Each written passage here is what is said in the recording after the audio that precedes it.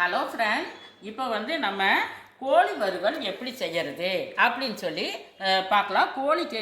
கோழிக்கறி வந்து 1 கிலோ கோழிக்கறி எடுத்து வச்சுருக்கிறேன்.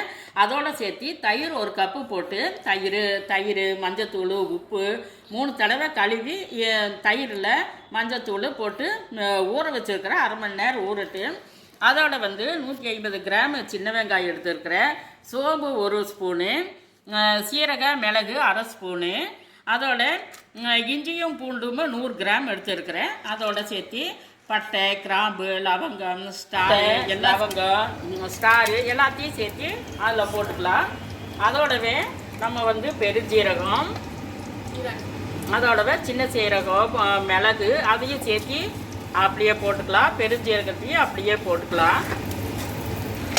இப்போ கையில் வச்சுக்கலாம். அதுக்கு முன்னாடி இஞ்சியும் பூண்டையும் இப்படி இடித்து வச்சுக்கலாம். போட்டுருவோம். போட்டு நல்லா தொலாவி விட்டுக்கலாம்.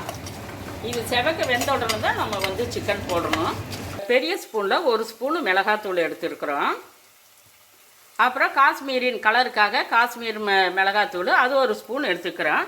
இது எல்லாமே சேர்த்து நல்லா சிக்கன் வந்து 1 கிலோ சிக்கனை வந்து இதோட சேர்த்து நம்ம சிக்கன் போடுவோம். கோழி வறுவல் இப்போ மூடி போட்டுக்கலாம். அதே தண்ணி விடு. பத்தலைன்னா கொஞ்சம் தண்ணி சேர்த்துக்கலாம். மூடி போட்டுக்குவோம். வறுவல் சூப்பராக ஆயிடுச்சு.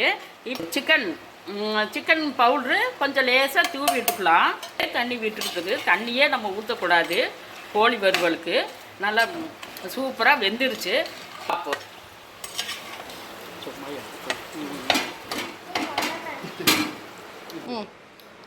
ஓகே.